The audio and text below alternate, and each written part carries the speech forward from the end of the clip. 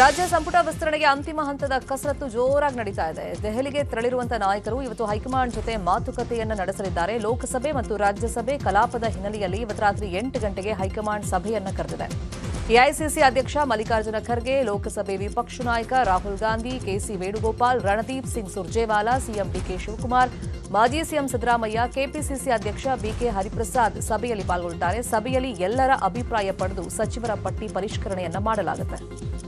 ಇನ್ನು ಸಭೆಯಲ್ಲಿನ ಅಂತಿಮ ತೀರ್ಮಾನದ ಬಳಿಕ ಎಐಸಿಸಿಯಿಂದ ಮಂತ್ರಿಗಳಾಗುವವರ ಪಟ್ಟಿ ಬಿಡುಗಡೆ ಆಗಲಿದೆ. ಈಗಾಗಲೇ ಸಿಎಂ ಡಿಕೆ ಶಿವಕುಮಾರ್, ಮಾಜಿ ಸಿಎಂ ಸಿದ್ದರಾಮಯ್ಯ ಹೈಕಮಾಂಡ್ಗೆ ಶಾಸಕರ ಪಟ್ಟಿಯನ್ನು ಕೊಟ್ಟಿದ್ದಾರೆ.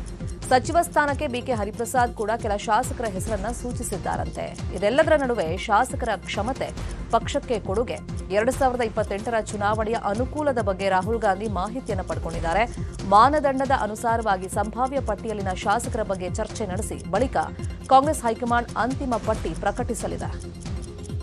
ವಿಚಾರ ತಾವೆಲ್ಲ ಆತುರದಲ್ಲಿದ್ದೀರಿ. ಐ ಥಿಂಕ್ ಈ ವಾರದೊಳಗೆ ಕಂಪ್ಲೀಟ್ ನಾನು ಎಲ್ಲ ಎಕ್ಸೈಸ್ನ ಫೈನಲೈಸ್ ಮಾಡ್ತೀನಿ. ಕ್ಯಾಬಿನೆಟ್ ವಿಚಾರ ತಾವೆಲ್ಲ ಆತುರದಲ್ಲಿದ್ದೀರಿ. ಐ ಥಿಂಕ್ ಈ ವಾರದೊಳಗೆ ಕಂಪ್ಲೀಟ್ ನಾನು ಎಲ್ಲ ಎಕ್ಸೈಸ್ನ ಫೈನಲೈಸ್ ಮಾಡ್ತೀನಿ. ಕ್ಯಾಬಿನೆಟ್ ವಿಚಾರ ತಾವೆಲ್ಲ ಆತುರದಲ್ಲಿದ್ದೀರಿ. ರಾಜ್ಯ ಸಂಪುಟ ವಿಸ್ತರಣೆಗೆ ಕೌಂಟ್ ಡೌನ್ ಶುರುವಾಗಿದೆ. ಆದರೆ ರಾಜ್ಯಪಾಲ ಥಾವರ್ ಚಂದ್ ಗೆಹ್ಲೋಟ್ ಅವರು 2 ದಿನ ಕಾಲ ಪ್ರವಾಸವನ್ನು ಕೈಗೊಂಡಿದ್ದು ರಾಜ್ಯದಲ್ಲಿರೋದಿಲ್ಲ. ಹೀಗಾಗಿ ಸಚಿವರ ಪಟ್ಟಿ ಫೈನಲ್ ಆದರೂ ಪ್ರಮಾಣ ವಚನ ಕಾರ್ಯಕ್ರಮ ವಿಳಂಬ ಆಗುವಂತಹ ಸಾಧ್ಯತೆ ಇದೆ. ರಾಜ್ಯಪಾಲರು ಇಂದು ಬೆಂಗಳೂರಿನಿಂದ ಮಧ್ಯಪ್ರದೇಶಕ್ಕೆ ತೆರಳಲಿದ್ದು ಹಬ್ಬದ ಹಿನ್ನೆಲೆ ಸ್ವಗೃಹಕ್ಕೆ ಭೇಟಿ ಕೊಡ್ತಾ ಇದ್ದಾರೆ. ಮಧ್ಯಪ್ರದೇಶದಿಂದ ಜುಲೈ 30ರ ರಾತ್ರಿ 11:45ಕ್ಕೆ ವಾಪಸ್ ಆಗಲಿದ್ದಾರೆ. ವಿಧಾನ ಪರಿಷತ್ ಸದಸ್ಯ ಸಿಟಿ ರವಿಯಿಂದ ಮುಲ್ಲಾ ಕುರಿತ ವಿವಾದಾತ್ಮಕ ಹೇಳಿಕೆಯಿಂದ ರಾಜ್ಯ ಬಿಜೆಪಿ ನಾಯಕರು ಮತ್ತೆ ಇಕ್ಕಟ್ಟಿಗೆ ಸಿಲುಕಿದ್ದಾರೆ. ಉಸ್ತುವಾರಿಗಳ ಸೂಚನೆ ಬಳಿಕ ಒಗ್ಗಟ್ಟಿನಿಂದ ಸಿಟಿ ರವಿ ರಕ್ಷಿಸಲು ನಾಯಕರು ಭಾರೀ ಕಸರತ್ತನ್ನು ಮಾಡ್ತಾ ಇದ್ದಾರೆ. ಉಸ್ತುವಾರಿಗಳು ಬಿಜೆಪಿ ರಾಜ್ಯ ನಾಯಕರಿಂದ ಸಿಟಿ ರವಿ ಕುರಿತಂತೆ ಮಾತಿನ ಬಗ್ಗೆ ಮಾಹಿತಿಯನ್ನು ಪಡೆದಿದ್ದಾರೆ. ಆದರೆ ಈ ವೇಳೆ ಸಿಟಿ ರವಿ ಕುರಿತಾದ ಹೇಳಿಕೆಗಳು ಅಗತ್ಯ ಇರಲಿಲ್ಲ ಅಂತ ಕೆಲ ನಾಯಕರು ಬೇಸರವನ್ನು ವ್ಯಕ್ತಪಡಿಸಿದರು. ಸದ್ಯ ಉಸ್ತುವಾರಿಗಳ ಸೂಚನೆ ಬಳಿಕ ರಾಜ್ಯ ನಾಯಕರು ಸಿಟಿ ರವಿ ಪರ ನಿಂತಿದ್ದಾರೆ. ಪೆಟ್ರೋಲ್ ಟ್ಯಾಂಕಿಗೆ ಬೆಂಕಿ ಹಾಕೋನ್ ಜೊತೆಗೆ ಇಲ್ಲ ಅನ್ನೋದಾದ್ರೆ ನೀವು ಹೇಳಬೇಕಿತ್ತು ಸಿಟಿ ರವಿ ಹೇಳಿದ್ ಕರೆಕ್ಟ್. ಅವನಿಗೂ ನಮ್ಮ ಇಸ್ಲಾಮಿಗೂ ಸಂಬಂಧ ಇಲ್ಲ. ಅವನನ್ನ ಸಾರ್ವಜನಿಕವಾಗಿ ನೇತು ಹಾಕಿ ಶರಿಯಾ ಪ್ರಕಾರ ಕಲ್ಲು ಹೊಡೆದು ಕೊಲ್ಲಿ ಅಂತ ಹೇಳಬೇಕಿತ್ತು. ಬದಲಿಗೆ ನನ್ನ ಮೇಲೆ ದೂರು ಕೊಡ್ತೀರಿ ಅಂದ್ರೆ ಸುಳ್ಳು ದೂರ ಆಗದೆ ಇನ್ನೇನಾಗುತ್ತೆ? ನಾನು ಅದನ್ನೇ ಹೇಳಿದ್ದೀನಿ. ಅದೇ ಪ್ರಶ್ನೆ. ಬೆಳಗಾವಿಗಿಂದು ನಗರಾಭಿವೃದ್ಧಿ ಸಚಿವ ಯತೀಂದ್ರ ಸಿದ್ದರಾಮಯ್ಯ ಭೇಟಿ ನೀಡಲಿದ್ದಾರೆ. ಸುವರ್ಣಸೌಧದಲ್ಲಿ ಮಹಾನಗರ ಪಾಲಿಕೆ ಹಾಗೂ ನಗರಾಭಿವೃದ್ಧಿ ಪ್ರಾಧಿಕಾರದ ಪ್ರಗತಿ ಪರಿಶೀಲನೆ ನಡೆಸಲಿದ್ದಾರೆ. ಬಳಿಕ ಕಾಂಗ್ರೆಸ್ ಕಚೇರಿ ಭೇಟಿಯ ಜೊತೆಗೆ ಪಾಲಿಕೆಯ ವಿವಿಧ ಕಾಮಗಾರಿ ಸ್ಥಳಗಳಿಗೆ ಭೇಟಿ ನೀಡಿ ಪರಿಶೀಲನೆ ಮಾಡಲಿದ್ದಾರೆ. ಸಂಜೆ ಖಾಸಗಿ ಹೋಟೆಲ್ನಲ್ಲಿ ಕಾರ್ಯಕರ್ತರ ಸಭೆ ನಡೆಸಿ ಬೆಳಗಾವಿಯಲ್ಲೇ ವಾಸ್ತವ್ಯ ಮಾಡಲಿದ್ದಾರೆ. ಸರ್ಕಿಟ್ ಹೌಸ್ನಲ್ಲಿ ಯತೀಂದ್ರ ಸಿದ್ದರಾಮಯ್ಯ ಭೇಟಿ ಮಾಡೋಕೆ ಕನ್ನಡಪರ ಹೋರಾಟಗಾರರು ಮುಂದಾಗಿದ್ದಾರೆ. ಪಾಲಿಕೆಯಲ್ಲಿ ಕನ್ನಡಪರ ನಿರ್ಣಯಕ್ಕೆ ಆಗ್ರಹಿಸಲಿದ್ದಾರೆ. ಸಾರಿಗೆ ನೌಕರರ ಬೇಡಿಕೆಗಳ ಕುರಿತಂತೆ ಇವತ್ತು ಮಹತ್ವದ ಸಭೆ ನಡೆಯಲಿದೆ. ಬೆಳಗ್ಗೆ 11 ಗಂಟೆಗೆ ಕೆಎಸ್ಆರ್ಟಿಸಿ ಕೇಂದ್ರ ಕಚೇರಿಯಲ್ಲಿ 4 ಸಾರಿಗೆ ನಿಗಮಗಳ ಎಂಡಿಗಳ ನೇತೃತ್ವದಲ್ಲಿ ಸಭೆ ನಡೆಯಲಿದೆ. ಈ ವೇಳೆ ಜಂಟಿ ಕ್ರಿಯಾ ಸಮಿತಿಯೊಂದಿಗೆ ಬೇಡಿಕೆಗಳ ಕುರಿತು ಚರ್ಚೆಯನ್ನು ನಡೆಸಲಾಗುತ್ತೆ. ಪ್ರತಿ ಕಾರ್ಮಿಕ ಸಂಘಟನೆಯಿಂದ 2 ಪದಾಧಿಕಾರಿಗಳಿಗೆ ಮಾತ್ರ ಅವಕಾಶ ಇದ್ದು ವೇತನ ಪರಿಷ್ಕರಣೆ ಚರ್ಚೆಯ ಪ್ರಮುಖ ಅಂಶವಾಗಿದೆ. ಬಾಕಿ ಇರುವ ಭತ್ಯೆಗಳ ಪಾವತಿ ಕುರಿತಂತೆ ಚರ್ಚೆ ನಡೆಯಲಿದೆ. ಸದ್ಯ ಇವತ್ತು ನಡೆಯುವಂತಹ ಸಭೆಯಲ್ಲಿ ಸಾರಿಗೆ ನೌಕರರ ಹೋರಾಟಕ್ಕೆ ಪರಿಹಾರ ಸಿಗುತ್ತಾ ಅನ್ನೋ ಕುತೂಹಲ ಇದೆ. ಇನ್ನು ಸಭೆಯ ಫಲಿತಾಂಶದ ಮೇಲೆ ಮುಂದಿನ ಹೋರಾಟದ ರೂಪುರೇಷೆ ಬಗ್ಗೆ ನಿರ್ಧಾರವಾಗುತ್ತೆ. ಕಳೆದ ವಿಧಾನಸಭಾ ಚುನಾವಣೆಯಲ್ಲಿ ಅರುಣ್ ಕುಮಾರ್ ಪುತ್ತಿಲ ಮತ್ತು ಬಿಜೆಪಿ ಮಧ್ಯೆ ಬಿರುಕಿನಿಂದಾಗಿ ಅಶೋಕ್ ರೈ ಶಾಸಕರಾಗಿ ಆಯ್ಕೆಯಾಗಿದ್ರು. ಅಶೋಕ್ ರೈ ಅವರಿಗೆ ಶಾಸಕತ್ವ ಅನ್ನೋದು ಅರುಣ್ ಕುಮಾರ್ ಪುತ್ತಿಲ ನೀಡಿದ ಭಿಕ್ಷೆ ಅಂತ ಪುತ್ತೂರು ಬಿಜೆಪಿ ವಕ್ತಾರ ರಾಜೇಶ್ ಬನ್ನೂರು ಹೇಳಿದ್ದಾರೆ. ಸುದ್ದಿಗೋಷ್ಠಿಯಲ್ಲಿ ಮಾತನಾಡಿರುವಂತಹ ಅವರು, ಅರುಣ್ ಕುಮಾರ್ ಪುತ್ತಿಲ ಮತ್ತು ಬಿಜೆಪಿ ಮಧ್ಯೆ ಯಾವುದೇ ಭಿನ್ನಾಭಿಪ್ರಾಯವಿಲ್ಲ. ಮುಂದಿನ ಕೆಲವೇ ಸಮಯದಲ್ಲಿ ಬಿಜೆಪಿ ಮತ್ತು ಪುತ್ತಿಲ ಸೇರ್ಕೊಂಡು ಜಂಟಿ ಪತ್ರಿಕಾಗೋಷ್ಠಿ ನಡೆಸುವಂತಹ ಸಾಧ್ಯತೆಯನ್ನ ತಳ್ಳಿ ಹಾಕುವಂತಿಲ್ಲ. ಹೈಕಮಾಂಡ್ ಅವರನ್ನ ಕೇಳಿಕೊಂಡು ಈ ನಿರ್ಧಾರವನ್ನ ಕೈಗೊಳ್ಳಲಾಗುತ್ತೆ ಅಂತಂದ್ರು. ನಮ್ಮೊಳಗೆ ಸರಿಯಾಗಿರುವಂತ ನಿಮ್ಮ ಅಭಿಪ್ರಾಯಗಳಿರ್ಬೋದು. ನಮಗೆ ಮತ್ತು ಅವರಿಗೆ ಅರುಣ್ ಕುಮಾರ್ ಪುತ್ತಿಲ ಸಂಘಟನೆಗೆ ಯಾವುದೇ ರೀತಿಯ ಭಿನ್ನಾಭಿಪ್ರಾಯಗಳಿಲ್ಲ. ಅವರು ಸಂಘಟನೆ ಮಾಡಿಕೊಳ್ತಾರೆ, ಪ್ರತಿಭಟನೆ ಮಾಡ್ತಾರೆ. ಇವತ್ತು ಅವ್ರದ್ದು ಪ್ರತಿಭಟನೆ ಇದೆ ಇಲ್ಲಿ ಕುಶಾಲಕಟ್ಟೆಗೆ ರಸ್ತೆ ರಸ್ತೆಯಲ್ಲಿ ನಾವು ಬೆಂಬಲ ಕೊಡದಿರ್ತೇವಾ? ಅದು ಆಟೋಮೆಟಿಕ್ ಆಗಿ ಬಾಹ್ಯವಾಗಿ ಬೆಂಬಲ ಹೋಗಿ ಹೋಗ್ತದೆ. ನಮಗೆ ಅವರಲ್ಲಿ ಯಾವ ಕೋಪಗಳಿಲ್ಲ. ಆದ್ದರಿಂದ 2028ಕ್ಕೆ ಅಶೋಕ್ ಕುಮಾರ್ ಅಂಗಡಿ ಬಂದಾಗ್ತದೆ. ಅವರು ನಮ್ಮ ಅಂಗಡಿಗೆ ಬರ್ತಾರೆ ಅಂತ ತಿಳಿದಿದ್ದು ಕರೆದಕ್ಕೆ ಸ್ವಾಗತ. ಅದು ನಾವು ಬೇಡ ಅಂತ ಹೇಳುವುದಿಲ್ಲ, ಯಾಕಂದ್ರೆ ಅದು ರಾಜಕೀಯದಲ್ಲಿ ಇರ್ತಾನೆ ಅವರು ಕೊಡ್ತಾರೆ. ಜುಲೈ ತಿಂಗಳ ಸರಾಸರಿ ಬಿಲ್ ಪಾವತಿಗೆ ಬೆಸ್ಕಾಂ ಮನವಿ ಮಾಡಿದೆ. ಗೃಹ ಜ್ಯೋತಿ ಪರಿಶೀಲನೆ ಹಿನ್ನೆಲೆಯಲ್ಲಿ ಮೀಟರ್ ರೀಡಿಂಗ್ ಮಾಡಲ್ಲ. ಕಳೆದ 3 ತಿಂಗಳ ಸರಾಸರಿ ಬಳಕೆ ಆಧರಿಸಿ ಬಿಲ್ ನೀಡಲು ಮುಂದಾಗಿದೆ. ಭೌತಿಕ ಬಿಲ್ ಇಲ್ಲ, ಬದಲಾಗಿ ಎಸ್ಎಂಎಸ್ ಅಥವಾ ಇಮೇಲ್ ಮೂಲಕ ಬಿಲ್ ರವಾನೆಗೆ ನಿರ್ಧರಿಸಿದೆ. 15 ದಿನಗಳ ಒಳಗೆ ಬಿಲ್ ಪಾವತಿಸುವಂತೆ ಗ್ರಾಹಕರಿಗೆ ಮನವಿ ಮಾಡಿದೆ. ಬೆಸ್ಕಾಂ ವೆಬ್ಸೈಟ್, ಮಿತ್ರ ಆಪ್, ನಗದು ಕೌಂಟರ್ ಸೇರಿದಂತೆ ಎಲ್ಲಾ ವಿಧಾನಗಳಲ್ಲಿ ಪಾವತಿಗೆ ಅವಕಾಶ ಇದೆ. ಆಗಸ್ಟ್ನಿಂದ ಮತ್ತೆ ನಿಯಮಿತ ಮೀಟರ್ ರೀಡಿಂಗ್ ಹಾಗೂ ನೈಜ ಬಳಕೆ ಆಧಾರಿತ ಬಿಲ್ಲಿಂಗ್ ಆರಂಭವಾಗುತ್ತೆ. ರಾಜ್ಯದಲ್ಲಿ ಮತದಾರರ ವಿಶೇಷ ಪರಿಷ್ಕರಣೆ ಕಾರ್ಯ ವೇಗ ಪಡ್ಕೊಂಡಿದೆ. ರಾಜ್ಯದಲ್ಲಿ 5.54 ಕೋಟಿ ಮತದಾರರ ಪಟ್ಟಿಯಲ್ಲಿ 100% ಎಣಿಕೆ ನಮೂನೆಗಳ ವಿತರಣೆ ಪೂರ್ಣ ಆಗಿದೆ. 75.19% ಫಾರ್ಮ್ಗಳ ಡಿಜಿಟಲೈಸೇಷನ್ ಪೂರ್ಣವಾಗಿದೆ. 6.49 ಲಕ್ಷಕ್ಕೂ ಹೆಚ್ಚು ಮತದಾರರಿಂದ ಆನ್ಲೈನ್ ಅರ್ಜಿ ಸಲ್ಲಿಸಲಾಗಿದೆ. 44.14 ಲಕ್ಷ ಮತದಾರರು ಶಾಶ್ವತ ಸ್ಥಳಾಂತರಗೊಂಡ ದಾಖಲೆಯನ್ನು ಸಲ್ಲಿಕೆ ಮಾಡಿದ್ದಾರೆ. 14.06 ಲಕ್ಷ ಮತದಾರರು ಮೃತ ಮತದಾರರ ಹೆಸರು ಇಲ್ಲಿ ಪತ್ತೆಯಾಗಿದೆ. ಮನೆ ಸಮೀಕ್ಷೆ ಆಗಸ್ಟ್ 8ರವರೆಗೆ ಮುಂದುವರಿಯಲಿದೆ. ರಾಜ್ಯದಲ್ಲಿ 3 ದಿನ ಮಳೆ ಆಗಲಿದೆ ಅಂತ ಹವಾಮಾನ ಇಲಾಖೆ ಮುನ್ಸೂಚನೆಯನ್ನ ಕೊಟ್ಟಿದೆ. ಬೆಂಗಳೂರು ಸೇರಿದಂತೆ ರಾಜ್ಯಾದ್ಯಂತ 3 ದಿನ ಮಳೆ ಅಲರ್ಟ್ ಘೋಷಣೆಯಾಗಿದ್ದು, ಉಡುಪಿ ಜಿಲ್ಲೆಗೆ ಆರೆಂಜ್ ಅಲರ್ಟ್ ಅನ್ನು ನೀಡಲಾಗಿದೆ. ಉತ್ತರ ಕನ್ನಡ, ದಕ್ಷಿಣ ಕನ್ನಡ, ಬೆಳಗಾವಿ, ಶಿವಮೊಗ್ಗ, ಚಿಕ್ಕಮಗಳೂರು ಜಿಲ್ಲೆಗೆ ಯೆಲ್ಲೋ ಅಲರ್ಟ್ ಘೋಷಣೆ ಮಾಡಲಾಗಿದೆ. ಉಳಿದ ಜಿಲ್ಲೆಗಳಲ್ಲಿ ಸಾಧಾರಣ ಮಳೆ ಆಗಲಿದೆ ಅನ್ನೋ ಮಾಹಿತಿ ಇದೆ. ಜುಲೈ 31ನೇ ತಾರೀಕು 6 ಜಿಲ್ಲೆಗಳಿಗೆ ಹವಾಮಾನ ಇಲಾಖೆ ಮಳೆ ಅಲರ್ಟ್ ಅನ್ನು ಕೊಟ್ಟಿದೆ. ಕೊಪ್ಪಳ ಜಿಲ್ಲೆಯಲ್ಲಿ ತೀವ್ರ ಬರಗಾಲ ಆವರಿಸಿದ್ದು ರೈತರು ಕಂಗಾಲಾಗಿ ಹೋಗಿದ್ದಾರೆ. ಹೀಗಾಗಿ ಕೊಪ್ಪಳ ಜಿಲ್ಲೆಯಲ್ಲಿ ಜೆಡಿಎಸ್ನಿಂದಲೂ ಬರ ಅಧ್ಯಯನ ನಡೆಸಲಾಗಿದೆ. ಜೆಡಿಎಸ್ನ ಕೋರ್ ಕಮಿಟಿ ಸದಸ್ಯ ಸಿವಿ ಚಂದ್ರಶೇಖರ ನೇತೃತ್ವದಲ್ಲಿ ಬರ ಅಧ್ಯಯನ ನಡೆದಿದೆ. ಜೆಡಿಎಸ್ ಕಾರ್ಯಕರ್ತರು ಕೊಪ್ಪಳ ತಾಲೂಕಿನ ವಿವಿಧ ಕಡೆ ಹೊಲ, ಗ್ರಾಮಗಳಿಗೆ ಭೇಟಿ ನೀಡಿ ಬರದಿಂದ ತತ್ತರಿಸಿದ ಜನರ ಸಮಸ್ಯೆಗಳನ್ನು ಆಲಿಸಿತು. ಈ ವೇಳೆ ರೈತರು ತೀವ್ರ ಬರ ಆವರಿಸುವುದರಿಂದ ಜಿಲ್ಲೆಯನ್ನ ಬರಪೀಡಿತ ಅಂತ ಘೋಷಿಸಬೇಕು, ಸಮರೋಪಾದಿಯಲ್ಲಿ ಬರ ಕಾಮಗಾರಿ, ಬರ ಪರಿಹಾರ ಕಾರ್ಯಕ್ರಮಗಳನ್ನು ಹಾಕಿಕೊಳ್ಳಬೇಕು ಅಂತ ಒತ್ತಾಯಿಸಿದರು. ಇನ್ನು ಬಿಜೆಪಿಯ ತಂಡದಿಂದಲೂ ಕೊಪ್ಪಳ ಜಿಲ್ಲೆಯಲ್ಲಿ ಬರ ಅಧ್ಯಯನ ನಡೆಸಲಾಗಿದೆ. ವಿಧಾನ ಪರಿಷತ್ನ ಸದಸ್ಯ ಸಿಟಿ ರವಿ ಬರದ ಪರಿಸ್ಥಿತಿ ಕುರಿತು ಮಾಹಿತಿಯನ್ನು ಸಂಗ್ರಹಿಸಿದ್ದಾರೆ. ಈ ವೇಳೆ ಹುಲಿಹೈದರ, ಮೆತಿಗಲ್ ಹಾಗೂ ಮುನಿರಾಬಾದ್ನಲ್ಲಿ ಹೊಲಗಳಲ್ಲಿ ರೈತರಿಂದ ಮಾಹಿತಿಯನ್ನು ಕಲೆ ಹಾಕಿದ್ರು. ಉತ್ತರ ಕರ್ನಾಟಕದಲ್ಲಿನ ಭೀಕರ ಬರ ಕುರಿತು ಸರ್ಕಾರ ಗಂಭೀರ ಕ್ರಮ ಕೈಗೊಳ್ಳಬೇಕು ಅಂತ ಸಿಟಿ ರವಿ ಆಗ್ರಹಿಸಿದ್ದಾರೆ. ಬೆಂಗಳೂರಲ್ಲಿ 66/11 ಕೆವಿ ಪೂರ್ವಾಂಕರ ಸ್ಟೇಷನ್ನಲ್ಲಿ ತುರ್ತು ನಿರ್ವಹಣಾ ಕಾಮಗಾರಿ ನಡೆಯಲಿದೆ. ಹೀಗಾಗಿ ಇವತ್ತು ಬೆಳಗ್ಗೆ 11ರಿಂದ ಸಂಜೆ 5 ಗಂಟೆ ತನಕ ಹಲವು ಪ್ರದೇಶಗಳಲ್ಲಿ ವಿದ್ಯುತ್ ಪೂರೈಕೆಯಲ್ಲಿ ವ್ಯತ್ಯಯ ಉಂಟಾಗಲಿದೆ. ಹಳೆಹಳ್ಳಿ, ಮಾರ್ಗೊಂಡನಹಳ್ಳಿ, ಕಲ್ಕೆರೆ ರಸ್ತೆ, ಬೈರತಿ ಗ್ರಾಮ, ಕನಕಶ್ರೀ ಲೇಔಟ್, ಆತ್ಮ ವಿದ್ಯಾನಗರ, ಕೆಆರ್ಸಿ ಬಸ್ ನಿಲ್ದಾಣ, ಗುಬ್ಬಿ ಕ್ರಾಸ್, ಪೂರ್ಣಪ್ರಜ್ಞಾ ಲೇಔಟ್ ಹಾಗೂ ಸುತ್ತಮುತ್ತಲಿನ ಪ್ರದೇಶಗಳಲ್ಲಿ ವಿದ್ಯುತ್ ವ್ಯತ್ಯಯ ಆಗಲಿದೆ. ಇನ್ನು ಕಟ್ಗೇನಹಳ್ಳಿ ಸಬ್ಸ್ಟೇಷನ್ನಲ್ಲಿ ಕೆಪಿಟಿಸಿಎಲ್ ತುರ್ತು ನಿರ್ವಹಣಾ ಕಾಮಗಾರಿ ನಡೆಯಲಿದೆ. ಹೀಗಾಗಿ ಜುಲೈ 29ನೇ ತಾರೀಕು ಬೆಳಗ್ಗೆ 11 ಗಂಟೆಯಿಂದ ಸಂಜೆ 5 ಗಂಟೆವರೆಗೆ ವಿದ್ಯುತ್ ವ್ಯತ್ಯಯ ಆಗಲಿದೆ. ಹೆಬ್ಬಾಳ ವಿಭಾಗದ C7 ಉಪವಿಭಾಗದ ವ್ಯಾಪ್ತಿಯ ಹಲವು ಪ್ರದೇಶಗಳಲ್ಲಿ ವಿದ್ಯುತ್ ಪೂರೈಕೆಯಲ್ಲಿ ವ್ಯತ್ಯಯ ಉಂಟಾಗಲಿದೆ.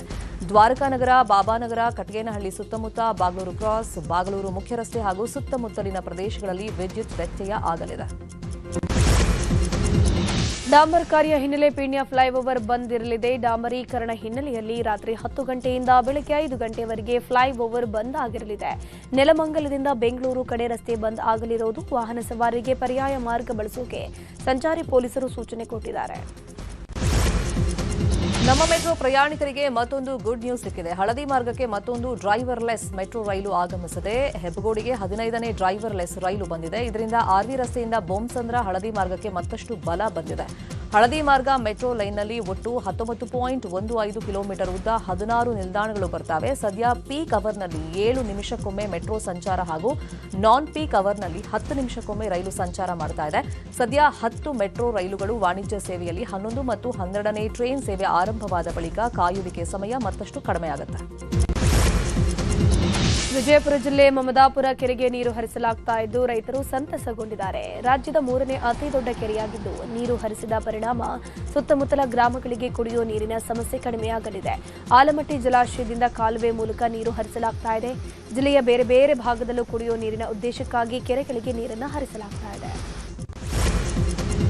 ಒಂದ್ ಕಡೆ ಮಳೆ ಇಲ್ಲದೆ ರೈತರು ಹೈರಾಣಾಗಿದ್ರೆ ಮತ್ತೊಂದು ಕಡೆ ಸಾಲ ಮಾಡಿ ಬೆಳೆದಂತ ಬೆಳೆಗೆ ಸೂಕ್ತ ಬೆಲೆ ಸಿಗದೆ ಅನ್ನದಾತರು ಪರದಾಡ್ತಾ ಇದ್ದಾರೆ. ಹೀಗಿರುವಾಗ ಹುಬ್ಬಳ್ಳಿಯಲ್ಲಿ ಬೆಂಬಲ ಬೆಲೆಯೊಂದಿಗೆ ಖರೀದಿಸಿದ ಹೆಸರುಕಾಳಿನ ಹಣ ಬಿಡುಗಡೆಗೆ ಒತ್ತಾಯಿಸಿ ರೈತರು ಪ್ರತಿಭಟನೆಯನ್ನ ಮಾಡ್ತಾ ಇದ್ದಾರೆ. ಆದರೆ ರೈತರ ಹೋರಾಟದ ವಿಚಾರದಲ್ಲಿ ಜನಪ್ರತಿನಿಧಿಗಳು ನಿರ್ಲಕ್ಷ್ಯ ತೋರ್ತಾ ಇದ್ದಾರೆ ಅಂತ ಆರೋಪಿಸಿ ಕೇಂದ್ರ ಸಚಿವ ಪ್ರಹ್ಲಾದ್ ಜೋಶಿ ಕಚೇರಿ ಎದುರು ರೈತರು ಪ್ರತಿಭಟನೆಯನ್ನ ಮಾಡಿದ್ದಾರೆ. ಈ ವೇಳೆ 1,000 ಕ್ವಿಂಟಲ್ನ ಹೆಸರುಕಾಳು ಬೆಳೆಯ ಹಣ ಬಿಡುಗಡೆಗೆ ಕ್ರಮ ಕೈಗೊಳ್ಳುವಂತೆ ಜೋಶಿ ಅವರ ಆಪ್ತ ಕಾರ್ಯದರ್ಶಿ ಮೂಲಕ ಸಚಿವರಿಗೆ ಮನವಿಯನ್ನ ಸಲ್ಲಿಸಿದರು. ಇನ್ನು ಹುಬ್ಬಳ್ಳಿಯ ಮಾರ್ಕೆಟಿಂಗ್ ಫೆಡರೇಷನ್ ಬಳಿಯಲ್ಲಿ ರೈತರು ಹೋರಾಟವನ್ನ ಮುಂದುವರೆಸಿದ್ದಾರೆ.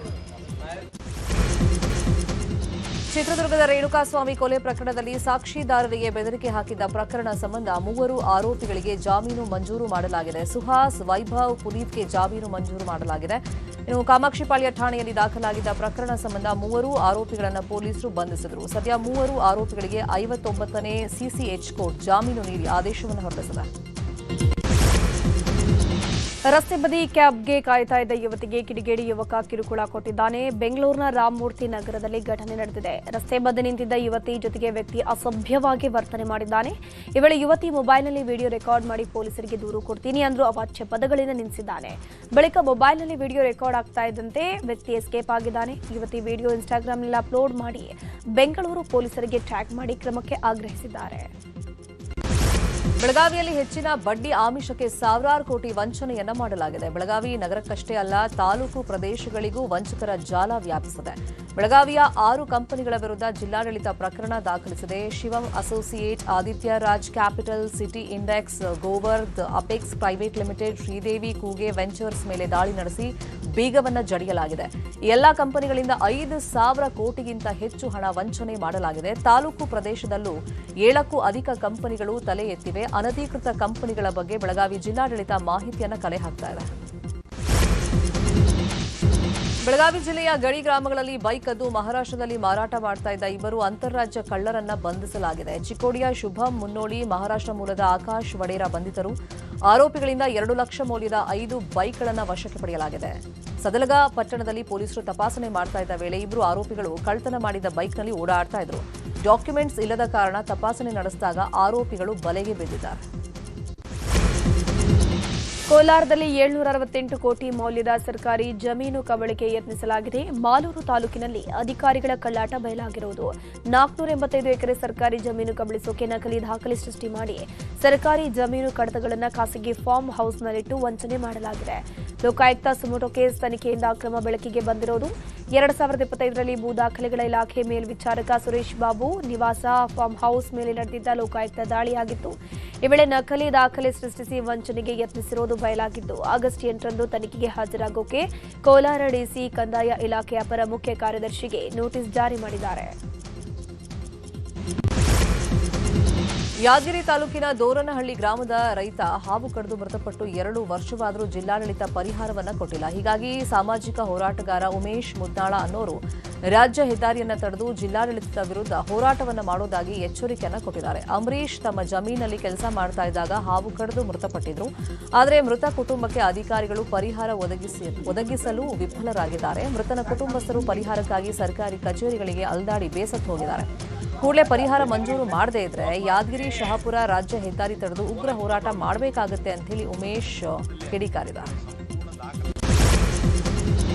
ಚಿತ್ರದುರ್ಗ ಜಿಲ್ಲೆ ಹಿರಿಯೂರು ಸರ್ಕಾರಿ ಆಸ್ಪತ್ರೆಯಲ್ಲಿ ಅಪ್ರಾಪ್ತೆ ಗಂಡು ಮಗುವಿಗೆ ಜನ್ಮ ಕೊಟ್ಟಿದ್ದಾಳೆ. ಹಾಸ್ಟೆಲ್ನಲ್ಲಿದ್ದ ಪಿಯುಸಿ ಓದ್ತಾ ಇದ್ದ ವಿದ್ಯಾರ್ಥಿನಿ ಹಿರಿಯೂರಿನ ಕರಿಯಣ್ಣ ಎಂಬ ಚಾಲಕನನ್ನ ಪ್ರೀತಿ ಮಾಡ್ತಾ ಇದ್ಲು. ಇನ್ನು ಬಾಲಕಿ ತಾಯಿ ಆಕೆಯನ್ನು ಹಾಸ್ಟೆಲ್ನಿಂದ ಕರ್ಕೊಂಡು ಹೋಗಿ ಹೆರಿಗೆ ಮಾಡಿಸಿದ್ದಾರೆ. ಈ ವೇಳೆ ಅಪ್ರಾಪ್ತೆ ಅಂತ ತಿಳಿದು ಆಸ್ಪತ್ರೆ ಸಿಬ್ಬಂದಿ ಸಮಾಜ ಕಲ್ಯಾಣ ಇಲಾಖೆ ಹಾಗೂ ಪೊಲೀಸರಿಗೆ ಮಾಹಿತಿ ಕೊಟ್ಟಿದ್ರು. ಬಳಿಕ ಕರಿಯಣ್ಣನ ವಿರುದ್ಧ ಪೊಲೀಸರು ಪೋಕ್ಸೋ ಪ್ರಕರಣ ದಾಖಲಿಸಿದ್ದಾರೆ. ಸದ್ಯ ಅಪ್ರಾಪ್ತೆಯನ್ನ ಮಹಿಳಾ ಮಕ್ಕಳ ಕಲ್ಯಾಣ ಇಲಾಖೆಯ ಸಖಿ ಕೇಂದ್ರಕ್ಕೆ ಶಿಫ್ಟ್ ಮಾಡಲಾಗಿದೆ. ಪ್ರಕರಣ ದಾಖಲಾಗ್ತಾ ಇದ್ದಂತೆ ಪ್ರಿಯಕರ ಆರೋಪಿ ಕರಿಯಣ್ಣ ಎಸ್ಕೇಪ್ ಆಗಿದ್ದಾನೆ. ಕೋಲಾರ ಜಿಲ್ಲೆಯ ಶ್ರೀನಿವಾಸಪುರ ತಾಲೂಕಿನ ಯಲ್ದೂರು ಪ್ರಾಥಮಿಕ ಆರೋಗ್ಯ ಕೇಂದ್ರಕ್ಕೆ ಆಂಬ್ಯುಲೆನ್ಸ್ ಸೌಲಭ್ಯ ಒದಗಿಸುವಂತೆ ಗ್ರಾಮಸ್ಥರು ಆಗ್ರಹವನ್ನು ಮಾಡಿದ್ದಾರೆ. ಯಲ್ದೂರು ಗ್ರಾಮದ ಸುತ್ತಮುತ್ತ ಇರುವಂತಹ ಗ್ರಾಮಗಳಲ್ಲಿ ಸುಮಾರು 6,000ಕ್ಕೂ ಹೆಚ್ಚಿನ ಸಂಖ್ಯೆಯಲ್ಲಿ ಜನ ವಾಸ ಮಾಡ್ತಾ ಇದ್ದಾರೆ. ಹೀಗಾಗಿ ಆಂಬ್ಯುಲೆನ್ಸ್ ಸೇವೆಗಾಗಿ ಹಲವು ಬಾರಿ ಅಧಿಕಾರಿಗಳಿಗೆ ಮನವಿ ಮಾಡಿದ್ರು, ಯಾವುದೇ ಪ್ರಯೋಜನ ಆಗಿಲ್ಲ.